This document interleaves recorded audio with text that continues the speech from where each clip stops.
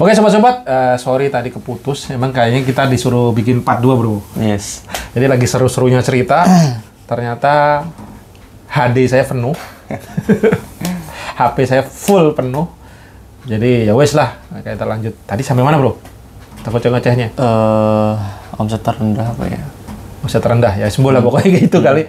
Coba lo lanjutkan lagi ceritanya gimana coy. Ini sambil santuy aja bro. Makan pisang bro. Lanjutkan bro. Enggak. Tadi kan sampai yang omset terendah ya. Sampai 500.000 apa ya per hari? Berapa ya? Pas lo jualan nggak ada? Jualan di sekolah? Oh enggak. Waktu lo udah mulai bermasalah dengan saudara kau. Ya itu terus kan. lo pindah ke Wondes.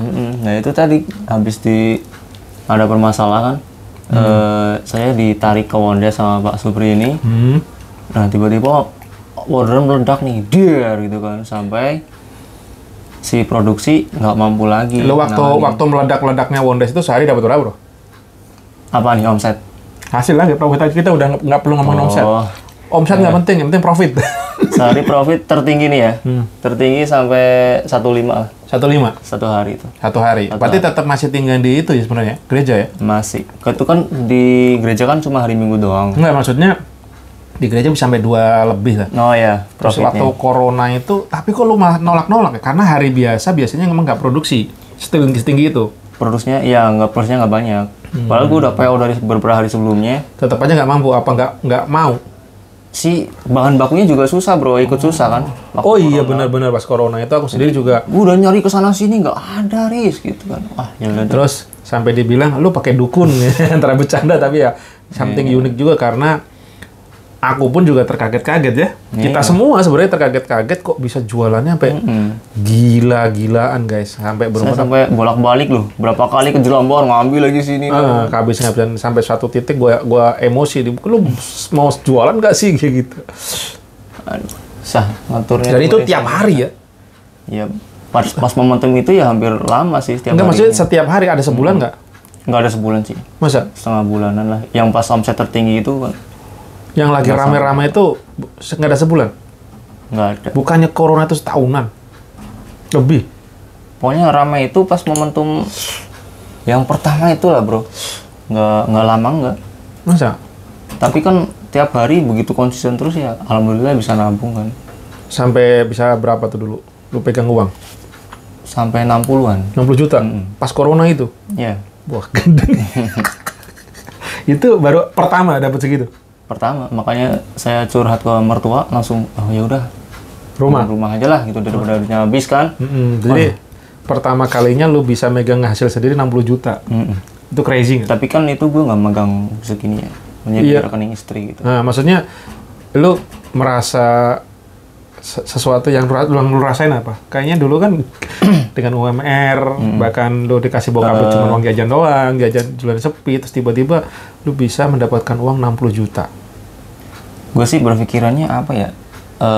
Ini kayaknya bawaan anak bawa rezeki gitu kata orang tua kan. Karena kan anak baru lahir juga pas itu. Oh ini anak bawa rezeki nih gitu. Ya udahlah. Nggak, yang you rasain kan lu nggak pernah megang duit sebanyak itu coy. Yang ada dalam benak lu apa gitu. Ya senang aja bersyukur gitu. Alhamdulillah jalan mah ada aja gitu. Jadi kan nggak merasa wow ternyata gue bisa nih dapetin segini gitu.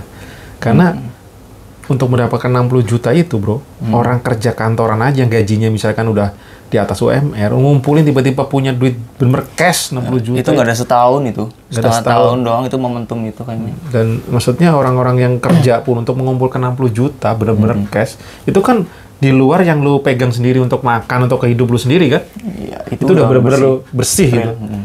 Itu kayaknya kan berat banget. Gue dulu kerja puluhan tahun, punya duit 60 juta tuh susah. Puluhan tahun loh. Bukan cuma, kayaknya aku malah belum pernah deh. Buset, masa sih? Belum pernah sampai gue jadi manajer pun, dengan gaji gue di atas 10 juta, gue bener-bener... Karena gaya hidup ente tinggi sih.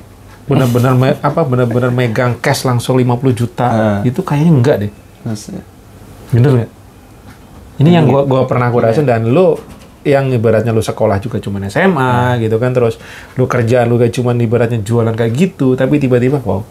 Sering dianggap sepele sih emang orang. Enggak, kita itu kalau cuma tukang berdagang ya biasa, apalagi jualan di pinggir got gitu loh, yang motornya aja nih, motor second nggak jelas, aduh.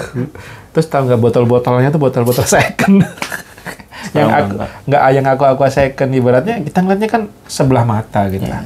Kayak hasil ngopi, beda lah gue yang kantoran wangi gitu tiap hari kayak gitu. Itu yang ada di benaknya orang-orang kayak gue dulu gitu. Dengan bangganya kalau gue udah kerja rapi, wah. Tapi kalau mungkin lihat orang jualan di pinggir jalan tuh nggak, paling gitu doang. Nyatanya, ini real cerita nyata bahwa dia bisa mendapat uang 60 juta, itu cash, maksudnya benar-benar real, cash di luar kebutuhan, dan itu udah profit yang bersisihkan gitu kan. Dan itu nyata gitu. Nah, terus, apalagi kami ngeblank sekarang nanya apa gua. Nah, tapi nyatanya gitu ya, jadi pelajarannya yang didapat bahwa kalau kita ya wirausaha lah kalau bahasanya gitu, entrepreneur itu ternyata banyak hal-hal yang di luar nalar orang waras menurut saya. Benar nggak? Karena aku sendiri dulu yang namanya kerja, yang udah bilang ngomong tadi ya, 60 juta cash langsung kepegang, walaupun gajiku 10 juta lebih, aku untuk megang bener-bener 50 juta yang tak kumpulin tuh kayaknya aku nggak pernah deh. Kan duitnya kepake sana, kepake sini gitu. Tapi pada saat gue cuma jualan doang, yang ya awalnya nangis darah lah gitu kan. Ya cuman seminggu kalau dia dapat 2 juta lebih, paling tinggi 500 per minggu. Itu mulainya itu yang dengan cicilan, dengan hutang yang banyak gitu. Dan tapi nyatanya tiba-tiba, ya itu apalagi pas corona. Itu yang namanya gua dulu dijualan di online kan, di Shopee, Tokopedia, gua ngeliat tuh nih, di capture. Selalu berapa tuh? Gede-gede banget isinya tuh. Kok bisa gitu. Karena dulu juga kita kayaknya sholatnya on time banget bro. Yang masih inget nggak? Yang masih di belakang, kita sholat jamaahnya on time banget. Gue dulu inget, gue baru kenal sholat on time itu ya bareng Pak Supri ini dulu. Sebelumnya sholatnya dulu, acak-adul lah, nggak jelas gitu kan. Yang penting sholat gitu doang. Masa gue dulu sholat gue on time ya? Dulu kan waktu zaman admin kita tuh, Ajan yang masih di belakang langsung ke musola. Oh, maksudnya udah Wondes di situ? Iya, udah. Ya. Pas zamannya Gita admin tuh. Di situ saya mulai ada perubahan drastis ya. Berarti ada salah satu juga selain memang usaha yang lu rasain, ibadah lu? Ya, ibadah gue ya alhamdulillah makin ada perbaikan. Ya, perbaikan lah. Mungkin itu yang membawa rezeki saya makin terbuka juga sih kayaknya. Ya pasti sih itu. Dan sekarang ibadah lu gimana? Ngomongnya gimana ya? Kan yang salah satu yang tak gembar-gembarin satu ini bro. Bro, sholat subuh berjamaah di musola Jalan Putus. Dulu gue walaupun di sana ya di kontrakan, gue sholat subuh selalu on time bro. On time-nya itu di musola apa di rumah? Di musola. Nah sekarang jamaah. Semenjak ini kayaknya kok males banget gitu. Nah itu berarti evaluasi juga. Aduh. Maksudnya kenapa ya gitu kan? Setelah gue mendapatkan apa gitu rasa kepuasan tersendiri kok kayaknya udah. Duitnya udah dapet. Aduh kayaknya. Merasa duitnya udah dapet malah lupa. Iya. Nah ini teman-teman ya, jangan di ini juga ya, bahwasanya kayaknya ini pelajaran juga ternyata ya sekarang ibaratnya kan lu turun nih. Iya. Ibaratnya kualitasnya turun. Enggak, maksudnya jualan pun apalagi kemarin sebelum lebaran lu ngedrop ya. Ngedropnya sampai yang berapa mili lagi. Ibaratnya lu dari tinggi, ke bawah lagi. Iyalah. Sampai nangis-nangis ke bawah lagi gitu kan. Dan ujian lu pertama memang ya ternyata ada juga yang behind the scene-nya ternyata ibadahnya ngedrop juga. Iya sih. Nah, coba itu sih. Coba lu pikirin yang ngedrop itu kenapa? Ya, malas bro. Malas. Yang membuat malas apa? Jangan-jangan. Apakah tercampur adanya re? Jangan. Ya bisa jadi lo rasain itu juga. Impact itu nggak? Kayaknya sih iya mempengaruhi hati. Jadi ini loh kayak berat gimana. Jadi yang gua omongin selama ini lu percaya sekarang? Ya karena udah ngejalanin sih. Ya, jadi percaya? Percaya lah. Nah, karena gue udah ngejalanin duluan bahwa emang kesalahan-kesalahan itu yang akhirnya gue tobat-tobat aja. Ya walaupun tobat gue juga ibaratnya tobatnya belum sampai nasuha lah kayak gitu. Tapi minimal udah sadar, wah kalau bisa bener-bener jangan diulangin lagi. Karena efeknya itu sampai males, ibadahnya males loh. Jadi rasanya tuh nggak jelas bro. Ada rasa males, ada kayak angkara murka.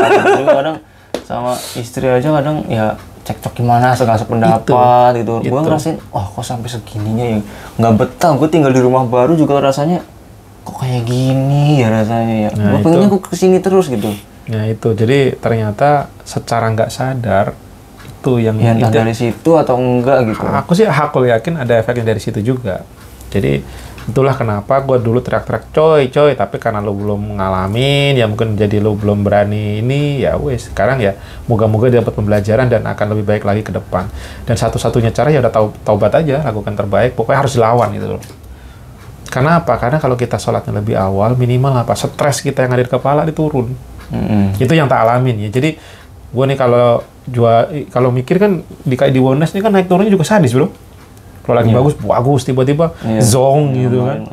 Kalau mentalnya nggak kuat, arah kiri bro. Bayangin gue tiap hari ngeluarin iklan 200, 300, pas tiba-tiba meleho ini, itu minus bro. Grafiknya minus gitu.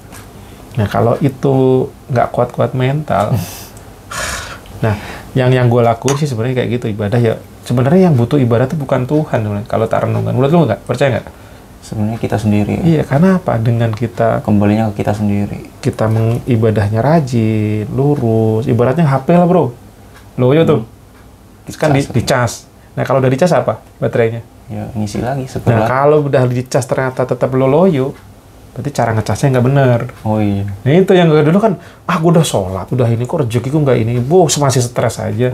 Jangan-jangan cara ngecasnya nggak benar karena bukan fast charging atau chargernya somplak kayak gitu, bisa juga. Berarti ibadah gue bener-bener belum sampai ke hati. Kalau doa walaupun kita nggak paham, walaupun apa bener-bener hayati renungkan dan itu loskan semuanya gitu maksudnya. Tapi untuk menuju ke situ kadang juga susah. Kadang udah mikir, waduh jualan gak laku, kepikir sambil sholat ya gitu. Nah itu efeknya apa? Jadi hormon kita tuh gak bener-bener normal gitu. Mungkin masih ada bulat arwet gitu di pikiran. Kalau yang tak renungin itu, nah dibantu lagi makanya kalau bisa sepertiga malam bro. Waduh. Itu coba lo jalanin deh. Paksa. Kalau udah jadi habit, enteng. Gue dulu tuh, berat banget itu untuk misalkan bangun jam 3 malam tuh. Itu lagi enak-enaknya tidur itu. Tapi pada saat niat kita ada, nawa itu ada dan hakul yakin pertolongan terbaik itu dari sana, dari Tuhan gitu ya. Mudah ya. Sekarang badan gue ini udah terbawa. Mau seberat apapun, cuman kadang-kadang kalahnya adalah bakal loyo gitu, malas lagi sebenarnya. Cuman untuk kebangun. Nah coba lu jalanin coba. Enteng semuanya. Seberat apapun problem. Ibarat kayak tadi HP aja lu ngecasnya bener gitu. Nah sebenarnya apa? Menurut lu kalau dengan ibadah lu yang ngerasain apa kalau menurut lu? Yang ngerusain? Yang lu rasain pada saat lu ibadahnya bener, on time. Yang lu rasakan apa? Damai sih. Damai. Nah pada saat damai lu bisa ngapain? Ya ngelakuinnya dengan apa-apa dengan senang hati. Dengan senang hati, nggak deg-degan, nggak ruwet, nggak khawatir. Nah, khawatir. Nah ini kan sudah lillah aja lah. Jadi sebenarnya yang diperlukan itu adalah kalau dari sisi psikologi kepada saat berpikirnya tenang, damai, riang gembira, jalan ada aja kan. Sesulit apapun kayaknya biasa aja gitu, nggak jadi ruwet. Tapi pada saat lu ruwet duluan, yang tadinya ibaratnya lu mau jualan ada yang beli, jadi mungkin karena udah lu ruwet gitu kan, mundur rezeki ya. Kalau bahasanya itu kadang-kadang aku bilang kan, malaikatnya nggak jadi datang gitu kan, karena ada negatif di sini nih, ya berantakan, kotor gitu. Aku kan sering gitu ke teman-teman di Wonders kan, bro depan nih, lu kotor jangan ini, bersihin. Tujuan gue sebenarnya itu kan, aura positif tuh menebar gitu. Kalau yang sempat tak baca itu kemarin katanya aura positif itu bisa menembus batas, cuy. Buset. Gila kan. Jadi itu levelnya level kuantum. Kuantum itu udah kayak kecil. Atom itu kecil. Lebih kecil dari atom. Itu bisa menembus ruang dan waktu gitu. Dan ini secara saintifik, secara fisika itu ada ilmu itu gitu. Nyata itu masuk mungkin ranah-ranah ke arah goib kali ya. Tapi kalau ngomongin goib cuy, nah kayak kita pakai HP, telepon, kan ada sinyal. Nggak kelihatan. Tapi nyata gue bisa telepon.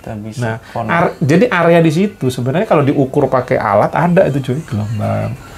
Nah mungkin nggak terus kayak listrik, nggak kelihatan. Tapi kalau kita senggol mati gitu.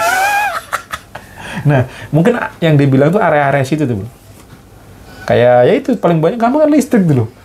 Kabel gitu, nggak kelihatan, tapi nyetrum ya, buset sampai ketek. Nah itu kita kalau sadar ke sana, apapun yang kita lakukan tuh sangat-sangat hati-hati jatuhnya gitu. Mau ngucap negatif. Karena katanya setiap kita lempar tes gitu cuy, baliknya ke kita lagi. Setiap doa kita, mau kita maki-maki itu termasuk doa loh. Atau maki-maki orang gitu, berbaliknya ke kita lagi. Bahaya, makanya rezeki kita kadang nggak lancar. Jangan-jangan ada begitunya gitu. Ya mungkin lu tadi yang udah ngejalanin apa namanya? Sholat yang on time ternyata, secara jangan-jangan itu juga gitu. Walaupun apapun agamanya sebenarnya itu akan ada relevansinya. Nah, terus sekarang yang lu lakukan nih, sekarang kan udah mulai ngedrop dan sekarang tiba-tiba ya ada aja lah jalan gitu. Yang lu lakukan apa? Yang gue lakukan ya biasa sih, jalanin hidup sehari-harinya. Ya biasa aja gitu. Biar semangat lagi. Menurut lu yang biar jualan lu bagus lagi, peluang rezeki lu terbuka lagi, yang usaha yang lu lakukan apa sekarang? Ya kayak ngulik-ngulik Instagram. Terus? Bikin iklan GoFood. Sekarang udah berani ngiklan? Udah. Kan termasuk dulu tuh lu paling susah, walaupun udah tahu, tapi tak kasih tahu iklan. Tetap aja mindset lu gimana? Yang terjadi lu kok lu susah banget iklan apa sih? Karena kalau bagi pemula kayak saya dulu tuh ngeluarin uang buat sesuatu yang belum pasti gitu kan, belum pasti tuh. Kalau udah pasti sih oke lah gitu.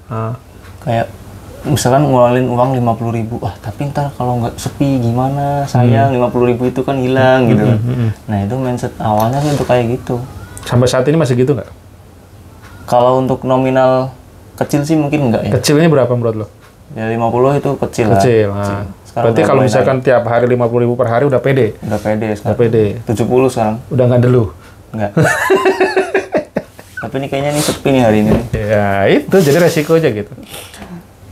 Jadi terus sekarang kenapa lo berani ngiklan? Padahal sepi, itu kan nggak pasti juga. Ya karena apa ya, kita kan jualan online ya. Ya mau nggak mau kita harus survive di iklan dong. Kalau nggak di situ? Kalau di offline lu kan bayar tukang-tukang itu nggak sih? Pungutan gitu? Paling uang sampah sama bulanan sih. Bulanan berapa tuh? Uang sampah sehari 5.000 tuh sini. 5.000 lu kumpulin dalam sebulan? Ya 20.000 lah. 50.000, 5.000 sebulan. Ya kan tiap hari minggu doang. Minggu kali 4, sebulan kali 4 minggu. Kalau di situ, tapi kalau misalnya kayak di sekolah dulu? 2.000 sehari. 2.000. Itu pun juga nggak pasti tuh? Nggak pasti. Maksudnya hasilnya nggak pasti juga. Tetap ada yang namanya ketidakpastian tadi. Cuman tuh atensinya di 5.000. Jadi tetap aja ada pengeluaran sebenarnya. Cuman kecil. Mindsetnya kecil dan besar. Sebenarnya kecil nggak besar itu bukan masalah kecil dan besar, tapi mindset pola pikirnya. Tapi tetap ngeluarin juga. Di online, lo ngeluarin 50.000, bisa jadi menghasilkan 100.000. Bisa jadi 1 juta, 2 juta, bahkan gitu. Cuma kan, kalau yang gue pahamin gini, kalau kita ngiklannya sebenarnya semakin budgetnya tinggi, asal kita profit, ya hajar gitu. Jadi perlipatannya kenapa orang kok di online tuh bisa hasilnya gede-gede banget ya. Karena berani tadi itu, dan lu secara nggak sadar bahwa lu paham bahwa seorang wirausaha itu adalah orang yang berani ngambil resiko. Itu yang harus lu tanemin.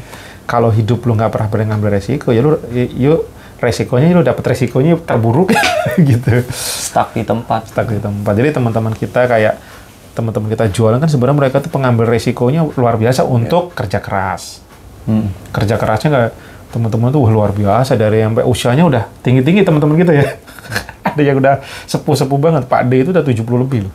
Oh iya, Pak Kauri. Ingat namanya tuh? Pak Kauri itu teman penjual kacang tuh, beliau sampai saat ini masih jualan kacang dorong.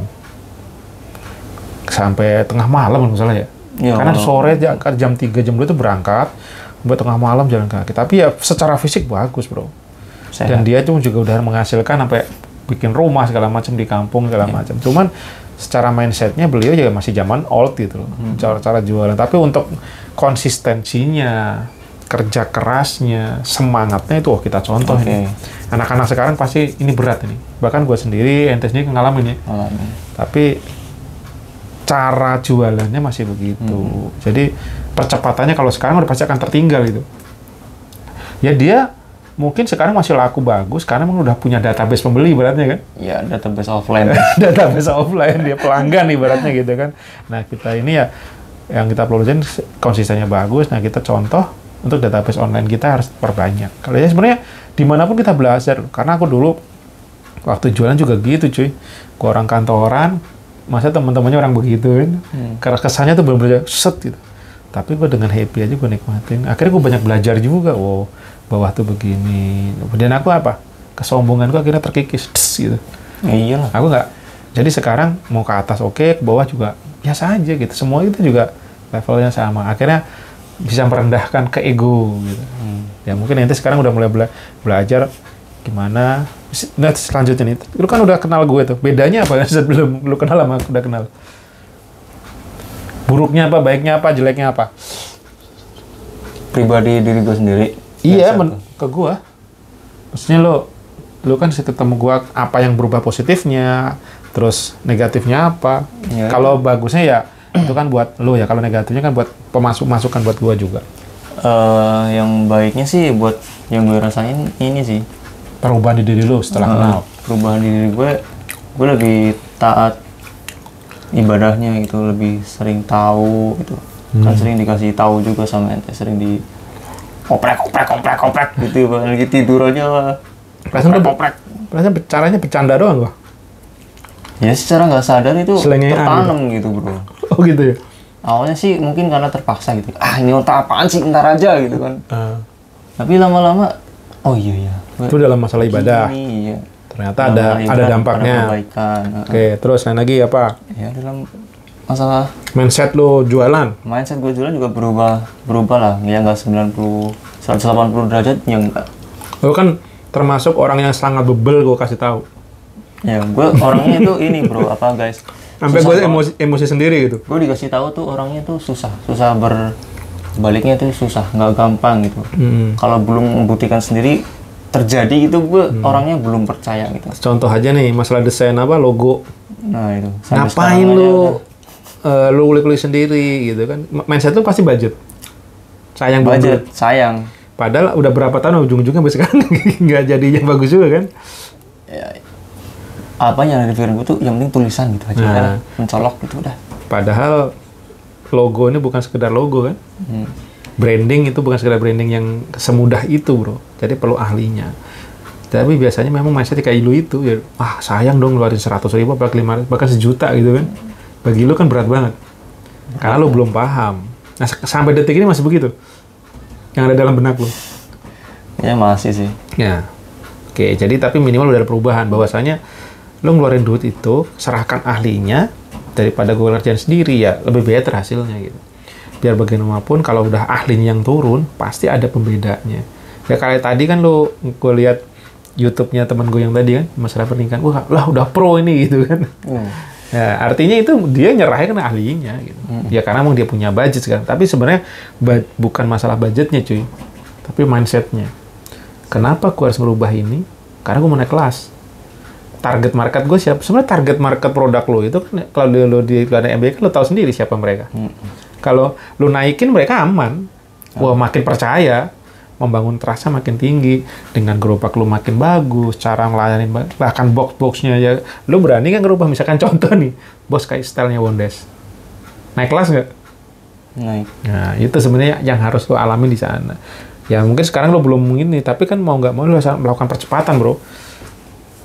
Ya semoga aja harapanku lu bisa ke sana gitu. Nah dari kembali lagi, yang positif lagi, malah aku lagi pidato kan. Apa ya yang lo ibadah. Ya. Semenjak kenal gua apa lagi? Jadi makin pede sih ketemu orang gitu, karena setiap ini kan lu apa gitu. Apa? Main satsut aja. Lama-lama ke bawah juga saya. Udahlah bodo amat siapa mereka gitu kan. Terus contohnya juga bikin video YouTube. Iya, bikin video YouTube juga sekarang saya sudah semangat.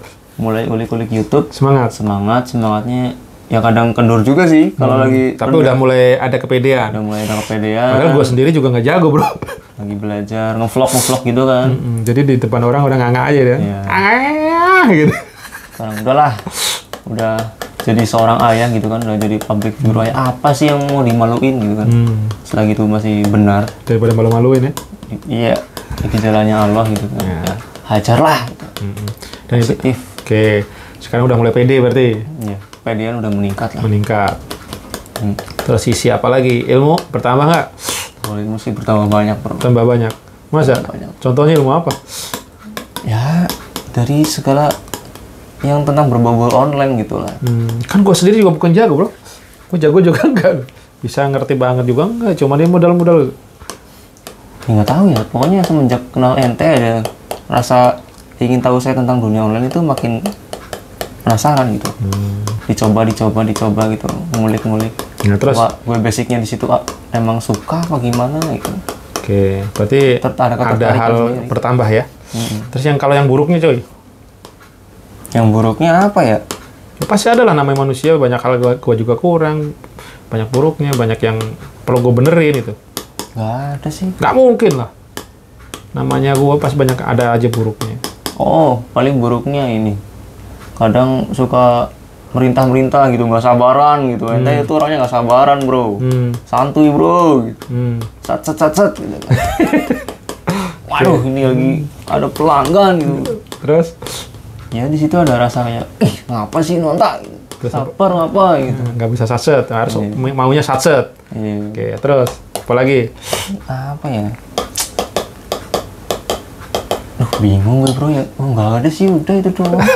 Masa gitu? Nggak ada beneran. Nggak mungkin lah, pasti ada something. Namanya manusia kan kita punya kelemahan. Dan justru kalau kita tahu kelemahan kita, untuk bisa dibenerin, untuk bisa kita rem, kayak gitu sebenarnya bro. Jadi perlu justru yang kata-kata kayak gini keluarin aja. Jadi nggak usah, wah merasa nggak enak. Ada emang itu doang sih, ente itu orangnya nggak sabaran kalau apa-apa. Ternyata nggak sabaran bro. Wah, masa sih gua nggak sabaran ya? Ya kalau ngomong itu kadang cepet gitu. Belum nyambung udah ditabrak duluan gitu. Ya mungkin gini bro, jadi ya mungkin jadi satu kelemahan juga, dan mungkin akan coba tak evaluasi. Tapi sebenarnya kadang-kadang gue ini kan secara usia pun juga gapnya ternyata jauh ya. Lu baru 2 sekarang 27 ya? Mau TW 27, terus gue juga sekarang tiba-tiba udah 45 menuju 46 loh, tapi udah 45 tahun cok. Udah 46 tahun loh, gendeng. Perasaan gue kalau kita ngumpul gue masih sama usia-usia aja gitu. Jadi kadang-kadang apa yang ada dalam benak saya itu belum nyampe gitu. Iya, bahkan lo, mungkin istri gue sendiri, ya wajar lah, namanya waktu beda 10 tahun lebih. Ini lebih loh. Jadi kan lebih ya? Lebih lah. 30 ke 40, 10. 18-an. Buset, 18 tahun, cok. Tapi kalau gini, kelihatan 18 tahun beda sih. Karena gue merasa biasa, nggak ada jeda usia gitu ya. Mungkin delay-nya di situ.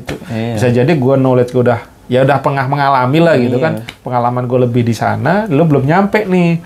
Jadi junior kadang-kadang begitu. Mungkin gue merasa wah, lu udah paham lah gitu kan. Gue nggak harus berbancong ria, apalagi kalau anak-anak baru bisa jadi. Ya, anak-anak baru masuk itu bingung dia. Otak gue udah lemparnya ke sana, timbulnya gue emosi, bisa jadi kayak gitu. Mungkin itu sebenarnya yang terjadi kali ya. Dikira kita yang aneh, bro. Dikira kita orang aneh loh. Kita tuh apa guanya maksudnya? Sama. Jadi siapa tuh yang kemarin baru keluar itu kadang jangan ngomong sama dia orangnya aneh, nggak normal gitu katanya, kata Mbak Kakak Ida tuh yang ngomong. Aneh kenapa Mas Rizky orangnya kayak gitu kok gitu. Ya emang Mas Rizky kayak gitu orangnya, bercandanya gitu. Yang aneh itu siapa? Gua apa? Saya ngomong ke saya sih, ngomong aneh gitu. Yang aneh siapa? Gua? Saya. Lu dibilang aneh? Iya. Sama si Kak Ida? Bukan Kak Ida sih, yang keluar kemarin siapa tuh? Pian? Nah itu. Lu dibilang aneh sama Pian? Saya, iya yang dibilang aneh. Ya gitu, kadang-kadang memang berbeda. Nah, ya pinter-pinter mainkan peran kali gitu. Tapi kalau memang kita kadang-kadang kita harus menurunkan, memang ego kita kadang-kadang tinggi kan. Maunya begini. Kalau gue kan sekarang level, ya bukan level lah, pemikiran gue pengen yang terbaik. Cuman gerbong belakang gue ini belum nih, belum memahami apa yang tak bilang, belum nyampe. Itu bisa jadi juga. Oke, evaluasi juga sih buat gue itu. Kalau gue sih udah mulai paham lah karakter ente seperti apa, gue udah paham banget, udah berapa tahun kan. Ya cuman ya namanya manusia. Ada kekurangan segala macam itu wajar ya. Yang lebih baik lagi udah itu ya gue tahu, oh iya gue kurang di sini gitu. Nah kenapa terus akhirnya kalau bangun tim coy, gue memilih daripada gue perang terus, dia kelebihannya di mana gue arahin ke situ, mimpinya gitu. Jadi teman-teman misalkan kayak siapa kemarin, oh bagusnya kayak si yang bantu-bantu itu sih, oh bagusnya Kupas Labu, udah diarahin aja Kupas Labu. Kayak lu kan Kupas Labu lama banget gitu kan. Iya.